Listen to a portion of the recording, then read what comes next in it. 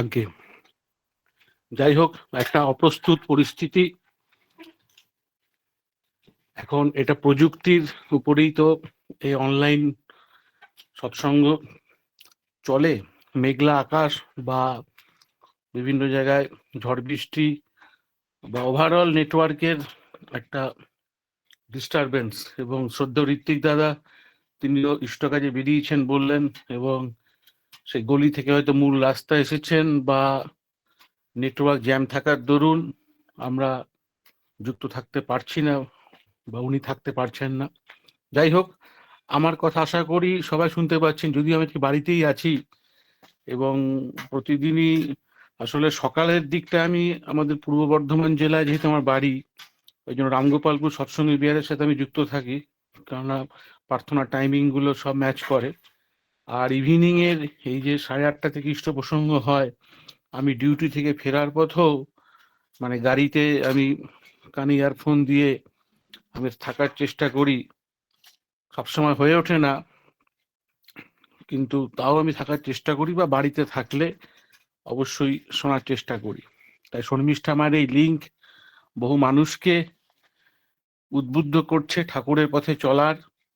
এবং আমরা যারা ইষ্ট পিপাসু, যারা ঠাকুরকে ভালোবাসি, তারা ঘরে থেকে বা কর্মক্ষেত্রে থেকে, কি ট্রেনে, বাসে, মেট্রোয়, ফ্লাইটে বলুন, ফ্ল্যাটে বসে আমরা এই অনলাইনের মধ্য দিয়ে ইষ্টরস পান করার একটা সুবর্ণ সুযোগ পাই। এটাও কিন্তু কম নয়, এটাও শ্রী শ্রী ঠাকুরের দয়া। এবং আচার্যদেব এই জন্যেই অনলাইন সৎসঙ্গকেও টিকিয়ে রেখেছেন। অফলাইন সৎসঙ্গ তো আছেই, তার সাথে এই অনলাইন সৎসঙ্গের মধ্য দিয়ে বিশেষ করে যারা বৃদ্ধ বৃদ্ধা, যারা বেরোতে পারেন না, যাদের একটা মানসিক অবসাদ মানুষের ভিতরে পেয়ে বসে, তারা কিন্তু অনলাইনে থাকলে পরে এই যে 0.5 ঘন্টা 25 মিনিটের দৃষ্ট প্রসঙ্গ হয়, সেখানে কিন্তু আমরা সেইগুলো যদি শ্রবণ করি এবং কীর্তন গান শ্রবণ করি, তার মধ্য দিয়ে কিন্তু আমাদের শরীর মন ইষ্টকেন্দ্রিক হয়ে ওঠে। তা একটা অপূর্ব সুযোগ। তাই আজকে প্রসঙ্গক্রমে আমি বলতে বাধ্য হলাম ঠাকুরের কথা। শর্মিষ্ঠা মা আহ্বান করলেন, খুব ভালো লাগছে। এবং এই মুহূর্তে 87 জন আমরা সদস্য এই লিঙ্কের সাথে যুক্ত আছি। তাই আজকে একটি আমাদের মেমারি শহর, পূর্ব বর্ধমানে, ওখানে দিলালপুর গ্রাম, সেই শহরের নিকটবর্তী, সেখানে একটি অফলাইন সৎসঙ্গে গেছিলাম সকালবেলায়। 11টা থেকে শুরু হয়েছিল এবং দুপুরে ভান্ডারায় প্রসাদও হয়েছিল, ডালিয়ার খিচুড়ি, চাটনি এবং আলুর দম। আচার্যদেবের আশীর্বাদে সেই দিলালপুর উপজেলা কেন্দ্রের দাদারা, মায়েরা, সৎসঙ্গীবৃন্দরা মিলে প্যান্ডেল করে, স্টেজ সাজিয়ে, ঠাকুরের আসন সাজিয়ে, মানে একটি বিশেষ সৎসঙ্গ করেছেন। মেডিকেল ক্যাম্প ছিল, ডাক্তাররা বসেছিলেন, খুব ভালো আজকে দিনটি কাটলো আমার। এবং সেখান থেকেই বিকেলে ফিরেছি, তারপর আবার এই অনলাইন সৎসঙ্গ। আমি তো প্রতিদিনই প্রায় থাকার চেষ্টা করি। এইভাবে আমরা থাকবো। আসলে গাঁজাখোর যে, সে খুঁজে খুঁজে গাঁজাই খোঁজে, আর যার মদের নেশা আছে সে মাতাল, ও খুঁজে খুঁজে সুরিখানা ঠিক খুঁজে বার করবে। তাই এইটা হচ্ছে ইষ্ট রসে মাতাল হওয়ার সুরিখানা, এই লিঙ্ক। এখানে থাকলে ঠাকুর বলছেন যে মদ প্রথমে কি খেতে ভালো লাগে, প্রথমে খেলে গলা জ্বলে যায়, কিন্তু খেতে খেতে খেতে অভ্যাস করতে করতে 1 পেগ 2 পেগ খেতে খেতে ওই মদের নেশা তখন পেয়ে বসে। ঠিক তেমনি ঠাকুরের ইষ্টকর্মে মাতাল হয়ে থাকতে বলছেন। এই কুরুক্ষেত্রের যুদ্ধে, এই সংসারের ঘাত প্রতিঘাত, ত্রিতাপ জ্বালা নিয়ে আমরা জর্জরিত। তাই সেই সংসার থেকে মুক্তি পেতে, একটু স্বাদ বদল করতেই এই ইষ্ট সঙ্গ, ইষ্ট রস পান করা, তার মধ্য দিয়ে উজ্জীবিত হয়ে উঠি। সেই জন্যই তো ঠাকুরের বিধান, যজন যাজন ইষ্টভৃতি, সস্তরে সদাচার পালন করে চলা। এর মধ্য দিয়ে জীবনের মুক্তি। এর মধ্য দিয়েই আমার পরিবারের উন্নতি, পরিবারের শান্তি, স্বস্তি, বর্ধনা এর মধ্য দিয়েই সম্ভব। তাই আমরা ভাগ্যবান, আমরা ঠাকুরের চরণাশ্রিত, আমরা ঠাকুরকে মাথায় নিয়ে চলার চেষ্টা করছি। এই পজিটিভ অ্যাটিটিউড, এই প্রচেষ্টা প্রত্যেকের জীবনেই আরো তোর বর্ধিত হোক, এই কাতর প্রার্থনা রাখি দয়ালের আতুল চরণে। এবং যারা এই লিঙ্কে থাকেন, যোগাযোগ রাখেন, জয়েন করেন, শোনেন, নিশ্চয়ই তারা ঠাকুরকে ভালোবাসেন। ঠাকুরকে না ভালোবাসলে তো মানুষ সেইখানে ভিড় করে না। তাই এই বছরে অন্তত একবার ঠাকুর বাড়ি যাওয়া, আচার্য সঙ্গ করা এবং সদ্গ্রন্থাদি পাঠ, তার নাম ধ্যান করা, এই যে নাম ধ্যান লিঙ্ক, নাম এবং নামী অভেদ, বহু ভক্তের মুখে এই কথা শুনি। তাই তার চিন্তা, তার কথা বলা, তাকে জীবনে মুখ্য করে চলা, সেই শ্রী বরদা ঠাকুরের প্রধান ভক্ত, তিনিই তো বলেছেন তার গানেতে যে তোমার রঙে হৃদয় আমার রাঙা। তার রঙের হৃদয়টাকে আমার রাঙিয়ে রাখতে হবে। সেটাই কিন্তু আমার আপনার জীবনের মুখ্য উদ্দেশ্য। ইষ্ট রঙে রঙিন হয়ে থাকা সবসময়, সেই নেশায়, নামের নেশায় নামময় হয়ে থাকা, সবসময় তাকে চিন্তা করা, তার কথা বলা, তার গুণকীর্তন করা, তার যাজন করা, শয়নে স্বপনে নিশি জাগরণে সেই রামকে, সেই কৃষ্ণকে, সেই প্রভুকে সবসময় স্মরণে মননে রাখা। এই জন্যই বসে নাম ধ্যান যেমন একান্ত প্রয়োজন, তার সাথে যাজনও, নিত্য যাজন। এই যে আমি দুটো কথা বলছি ঠাকুরের, এটা আমি পুণ্যি লাভ করছি।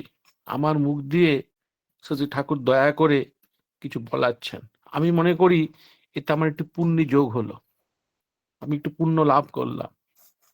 আর যাজন যে করে না, শুধু সেটা অনলাইনে নয়, আমি হয়তো রোববারে চুল কাটতে গেছি সেলুনে, কি সকালবেলায় বাজারে গেছি, আচার্যদেব বলছেন সেই দোকানদার বা পথে ঘাটে গুরু ভাই, দীক্ষিত অদীক্ষিত যাই হোক, একটু সুন্দর মিষ্ট ব্যবহার, সুখে দুঃখে মানুষের পাশে থাকা, এই যে একটু মিষ্ট ব্যবহার, তাই মানুষ চায় একটা সৎসঙ্গীকে দেখে যেন আমরা সেভাবে হয়ে উঠতে পারি। ঠাকুর যেভাবে আপ্যায়ন করতেন, ঠাকুরের কাছে মানে সেই বিশিষ্ট রাজনীতিবিদ থেকে শুরু করে, মন্ত্রী মহোদয় থেকে শুরু করে নাংলা কাংলা মানুষ গেছেন, ঠাকুর প্রত্যেককে রেসপেক্ট দিয়েছেন, সমাদর করেছেন, একটি শিশুকেও সম্মান দিয়েছেন, মানুষকে, মানুষের সাথে রুচিপূর্ণ ব্যবহার করেছেন, মানুষকে বড় করে তোলার কথা বলেছেন। তাই ঠাকুরের শিষ্য আমরা, যদিও আমরা শিষ্য হয়েছি, তার শিষ্যত্ব গ্রহণ করেছি, যা স্কুলে ভর্তি হয়েছি, কিন্তু আদর্শ শিক্ষক শিষ্য হতে পারিনি। তার দীক্ষা নিয়েছি বটে, তাই তবু চেষ্টা থাকতে হবে। তিনি যেভাবে মানুষের মানুষের সাথে কথা বলেছেন, যে ভাষায় কথা বলেছেন, যেভাবে কমিউনিকেশন স্কিল বাড়াতে বলেছেন, আমাদের কমিউনিকেশন স্কিলই নেই, মানুষকে আহত করে কথা বলি, মানুষের ইগোকে ডাউন করে কথা বলি, তাতে কিন্তু মানুষ বিক্ষুব্ধ হয়ে ওঠে। তাই পারিপার্শ্বিককে উন্নত করে তোলার মধ্য দিয়ে, অপরকে বড় করে তোলার মধ্য দিয়েই, অপরকে সুখী করার মধ্য দিয়েই নিজের সুখ তৃপ্তি, এই কথাটি ঠাকুর বারবার বলেছেন আমাদেরকে। তাই আমাদের আচার আচরণে, চলনায় যেন আমার পারিপার্শ্বিক, আমার পাড়া প্রতিবেশী, আমার স্কুল কলেজ অফিস কাছারি, আমার আমার সংলগ্ন প্রতিটি মানুষ যেন আমার কথায়, আমার আচরণে, আমার ব্যবহারে তারা যেন তৃপ্ত হন, তারা যেন সুখী হন, তাহলেই কিন্তু আমার ঠাকুর সুখী হবেন, খুশি হবেন। ঠাকুর সেটাই আমাদের কাছে চেয়েছেন, আচার্যদেব সেটাই আমাদের কাছে চাইছেন। সেই জন্যই এই ডিপি ওয়ার্কসের মধ্য দিয়ে মানুষকে উন্নত করে তোলা। পারিপার্শ্বিক উন্নত না হলে, এই পুঁতিগন্ধময় সমাজকে সুন্দর করতে গেলে তীব্র যাজন দরকার। সোশ্যাল মিডিয়া, ফেসবুক, ইনস্টাগ্রাম থেকে তৈরি করে টুইটার থেকে শুরু করে নাটক, নভেল, পথনাটিকা, শ্রুতি নাটক থেকে শুরু করে অনলাইন, অফলাইন সমস্ত জায়গায় ইষ্টের কথাগুলো মানুষের দুয়ারে দুয়ারে পৌঁছে দেওয়া, সেটাই তীব্র যাজনের দরকার। এই যাজনের মধ্য দিয়েই প্রিয় পরম বিশ্বের প্রতিটি কোনায় কোনায় ছড়িয়ে পড়ছেন, পড়বেন। তাই নিত্য যাজনশীল থাকা ঠাকুরের অনুশাসনবাদের একটি প্রধান স্তম্ভ। তাই আমরা যেন নিত্য জাগি হই, ঠাকুরের কথা বলি। ইভেন ঠাকুর এই কথাও বলছেন, সারাদিনে যদি তুমি সুযোগ না পাও, অন্তত তোমার বাড়ির দেওয়ালটাকে কেটে গাছকে তুমি যাজন করো, তার কথা বলো। কারণ আমি একটা সিনেমা দেখলাম, এখন ধুরন্ধর 2 চলছে, অনেক মানুষ দেখছেন ধুরন্ধর, সেটা দেখে ভালো লাগলো। তারপর সেটা এসে বাড়িতে গল্প করছি। যদিও আমি গত 5 বছরের সিনেমা হলের এখনো সিনেমা দেখার সুযোগ পাইনি, ইচ্ছা আছে ধুরন্ধরটা দেখার। শুনছি খুব ভালো হয়েছে, বীর শহীদের গল্প। যাই হোক, তাই সবকিছুরই টেস্ট দরকার। ঠাকুরও সে আশ্রমে, ঠাকুর জীবিত থাকাকালীন সেই পর্দা টাঙিয়ে পিকচার দেখানো হতো। শ্রী বড়দাও দেখিয়েছেন আশ্রমের ছোট ছোট ছেলে মেয়েদেরকে। সে সিনেমা, নাটক, নভেল, ঠাকুরের যে ছেলে ছোটদা, তার সেই নাট্য দল ছিল। আমার দাদু, মানে আমার মাস্তুতো দাদু শ্রী ননীগোপাল চক্রবর্তী, প্রাক্তন সেক্রেটারি, তিনিও সে নাট্য দলের এক কাণ্ডারি ছিলেন। পূজনীয় ছোটদার সাথে বিভিন্ন নাটক তিনি যাত্রা অভিনয় করেছেন। সেগুলো আলোচনা প্রসঙ্গে বা বিভিন্ন যে ঠাকুরের যে বই, সেই দ্বীপরক্ষী থেকে শুরু করে শ্রদ্ধেয় পূজনীয় আমার দাদু শ্রী ননীগোপাল চক্রবর্তী মহাশয়ের কথা আপনারা পড়লে জানতে পারবেন।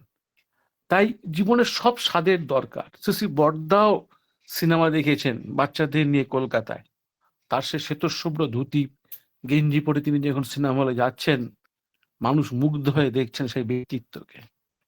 তাই ইষ্টকে ভালোবাসলে মানুষের ব্রেন সেল থেকে শুরু করে তার অঙ্গ থেকে একটা জ্যোতি বেরোয়। যে নিত্য নাম ধ্যান করে, যে ইষ্টের কথা বলে, যে মিনিমাম যজন যাজন ইষ্টবৃত্তি করে, তার দেহ, মন, শরীর থেকে একটা উড়া জ্যোতি বেরোয়, যে পজিটিভ এনার্জি মানুষকে ইন্সপায়ার করে, ইম্পার্ট করে। মানুষ উদ্বুদ্ধ হয় ইষ্টপ্রেমে। তাই সেই ইষ্ট রসকে জাগিয়ে তোলা জন্যই কিন্তু এই নাম ধ্যান, লিঙ্ক, সৎসঙ্গে যোগদান, ইষ্টের বই পড়া, ইষ্টের গুণকীর্তন করা। ঠাকুর তো অভয় দিয়ে বলেছেন, যজন যাজন ইষ্টভৃতি করলে কাটে মহাভীতি। তাই ভয় নাই, দুনিয়ার বিপর্যয় ঘনিয়ে আসছে। ঠাকুর যে বলেছেন, যত দূর দৃষ্টি যায় খালি নরমণ্ড দেখতে পাই, রক্তের হোলি বইছে। আজকে যে আন্তর্জাতিক যুদ্ধ, ইরান, আমেরিকা, এই যুদ্ধ চলছে, ইসরায়েল থেকে শুরু করে এবং সমস্ত ইসলামিক কান্ট্রি থেকে শুরু করে, আজকে একটা ভয়াবহ পরিস্থিতি। তেল, জ্বালানি, গ্যাসের যে একটা সংকট দেখা দিচ্ছে। পড়ছিলাম, ঠাকুরের বইগুলো পড়ার চেষ্টা করি। আমি গত বছরও 25 সালে না 24 সালে দ্বীপরক্ষীর টোটাল সেটটা নিয়ে এসেছি, একদম 1 থেকে 12টি খণ্ড। সেখানে পরপর কাজের চাপ থাকে, ডিউটি থাকে, পড়া হয় না। যখনই সময় পাই ওই একটু একটু করে পড়ে 2-4 পাতা করে, হয়তো সকালে 2 পাতা, আবার রাত্রে 4 পাতা পড়লাম শোয়ার আগে। পড়ছি। 1962-তে চীন ভারতের যুদ্ধ হচ্ছিল। সে সময় ঠাকুর কত উদ্বিগ্ন, তিনি শুতে পাচ্ছেন না, ঘুমাতে পারছেন না। যুদ্ধের যে আতঙ্ক ঠাকুরকে নাড়া দিয়ে যাচ্ছে। কত ভাবে তিনি সেই সময় 1962 যে দ্বীপরক্ষীর যে কথোপকথনগুলো, এগুলো পড়লে, এগুলো যিনি পড়ছেন বা পড়বেন সৎসঙ্গ পাবলিক হাউসের বই, মানে বুঝতে পারবেন ঠাকুরের কি আকুতি মানুষকে বাঁচানোর জন্য। পই পই করে যে তিনি বলে গেছেন 81 বছরের ভাগবত জীবনে, তার অনেকটাই লিপিবদ্ধ করা আছে। আমরা ভাগ্যবান, সেই বইগুলো আমাদের পড়ার দরকার। সেটাই তো যজন। এই জন্য ঠাকুরের বই স্টাডি করা দরকার। ঠাকুরের বই পড়া মানে ডাইরেক্ট ঠাকুরের সাথে সঙ্গ করা, এবং এই লিঙ্কে থাকা মানে ঠাকুরকে, ঠাকুরের সঙ্গ করা। সেই জন্যই তো এই লিঙ্কে আমাদের যোগদান। আমি কর্মব্যস্ততার মধ্যে, আমাকে রাত্রেও ডিউটি করে ফিরতে হয়, তবু আমি চেষ্টা করি মাঝে মধ্যে থাকার, অনেক সময় থাকার চেষ্টা করি, হয়ে ওঠে না সময়ের অভাবে। তাই আমি ভাগ্যবান, আমি শুনতেই ভালোবাসি, মানুষের কাছে শিখি। অনেক ভক্ত মানুষ এই লিঙ্কে থাকেন, অনেক গুণী পণ্ডিত ব্যক্তি বর্গ এবং মায়েরাও খুব সুন্দর ইষ্ট প্রসঙ্গ করেন। এইভাবে আমরা ঠাকুরকে মাথায় নিয়ে তার অনুশাসনবাদগুলোকে আমাদের জীবনে আমরা মেনে চলি, লিঙ্কে থাকি, তার সাথে যোগযুক্ত থাকি। এবং আচার্যদেব যেভাবে বলছেন, প্রত্যেক দিন নিজেকে আপগ্রেড করার কথা বলছেন, যে আমার জীবনের যা খাকতি, যা ত্রুটি, সেগুলিকে সংশোধন করে আমি শুদ্ধ বুদ্ধ নিত্যানন্দ হয়ে উঠব। পরমানন্দে সে মাধবকে আমরা পেয়েছি। তাই সমস্ত শোক দুঃখ কষ্ট জ্বালা যন্ত্রণাকে দূরীভূত করে শুধু তিনি আর তিনি, তাকে ভালোবাসা জীবনের সব থেকে বেশি ভালোবাসা। ঠাকুর সেটাই চান। তিনি চান না যে তার থেকে বেশি কাউকে আমি ভালোবাসি। শ্রী ঠাকুর সেটাই চেয়েছেন তার ভক্তের কাছে, আমাদের কাছে, যে তুমি একমাত্র আমাকেই ভালোবাসো, আমাকেই যাজন করো, আমার কথাই বলো, তোমার দৃষ্টি শুধু আমার দিকেই নিবদ্ধ থাক। তাই আমরা সেই সুকেন্দ্রিক সুচলনায় চলে ঠাকুরের যে বলা, ইষ্টের চেয়ে থাকলে আপন, ছিন্ন ভিন্ন তার জীবন। আমরা তো ইষ্টের দীক্ষা পেয়েছি, সদ্দীক্ষায় দীক্ষিত হয়েছি, তাই পুরুষোত্তম আমাদের সাথে আছেন, তাকে আমরা পেয়েছি। আমরা পরম ভাগ্যবান, আমরা এক কদম এগিয়ে আছি। বাইরের জগতের মানুষের থেকে সৎসঙ্গী সমাজ এক কদম এগিয়ে আছে, কারণ আমরা কানেক্টেড, ঠাকুরের সাথে কানেক্টেড হয়ে রয়েছি।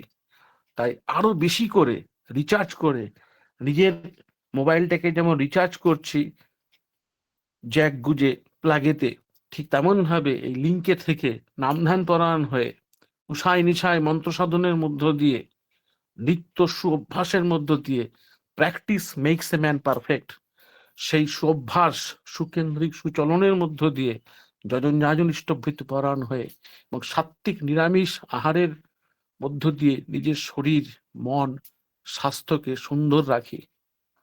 কারণ শরীর ভেঙে গেলে ধর্ম হয় না। তাই সাত্ত্বিক আহার, সাত্ত্বিক জীবনযাপন, ইষ্টকেন্দ্রিক জীবনযাপন, সুকেন্দ্রিক সুনিয়ন্ত্রিত আচার্য কেন্দ্রিক জীবনের মধ্য দিয়ে আমাদের প্রত্যেকের জীবন আরো তরভাবে উন্নত হয়ে উঠুক, স্বস্তি শান্তি তৃপ্তিতে ভরপুর হয়ে উঠুক। ঠাকুর অভয় দিয়ে বলেছেন, ইষ্টি চলন থাকেই যদি, রুখবে না তোর দুর্গতি, দুর্গতি সব দুর্গ হয়ে আনবে জয় উন্নতি। এই জীবন যুদ্ধে উন্নতি আমরা সবাই চাই। আমরা চাই আমার পরবর্তী বংশধর যেন আমাকেও এক্সিট করে আরো তর ভাবে বেড়ে উঠুক। ঠাকুর সে তুক দিয়েছেন, সে দীক্ষা শিক্ষা এবং সুবিবাহ এবং বংশানুক্রমিকতার মধ্য দিয়ে আচার্য কেন্দ্রিক যে ঠাকুর চলন বলেছেন, শ্রী ঠাকুর, শ্রী বরদা, শ্রী দাদা, শ্রী আচার্যদেব এবং পঞ্চম পুরুষ পূজনীয় অবিন্দাদা যেভাবে পথ দেখিয়ে চলেছেন, সেইভাবেই আমরাও আমাদের পরিবারের নেক্সট জেনারেশনকে বংশানুক্রমিক ভাবে ঠাকুর কেন্দ্রিক জীবনকে আমাদের পরবর্তী জেনারেশনের মধ্য দিয়ে সঞ্জীবিত করে তুলি, এক্সেলারেট করে চলি। তাহলেই আমরা আরো তরভাবে আমাদের জীবনকে উপভোগ করতে পারবো, এই বিশ্বকে এই শিশুর বাসযোগ্য করে যেতে পারবো কবির ভাষায়। পৃথিবী সুন্দর হয়ে উঠবে, সমস্ত পৃথিবী বন্দে পুরুষোত্তম ধ্বনিতে মুখরিত হোক, আমরা প্রত্যেকেই শান্তি, স্বস্তি, তৃপ্তির অধিকারী হয়ে উঠি। বন্দে এই পুরুষোত্তম। জয় গুরু মা, জয় গুরু। জয় গুরু দাদা। খুব সুন্দর করে আলোচনা করলেন যে অপ্রস্তুত অবস্থায়ও আসলে তার কাজ তিনি করিয়ে নেন, আমরা তো নিমিত্ত মাত্র। খুব সুন্দর করে আলোচনা করলেন আমার শ্রদ্ধেয় দাদা, যে তার রঙে হৃদয়টাকে রাঙিয়ে রাখতে হবে।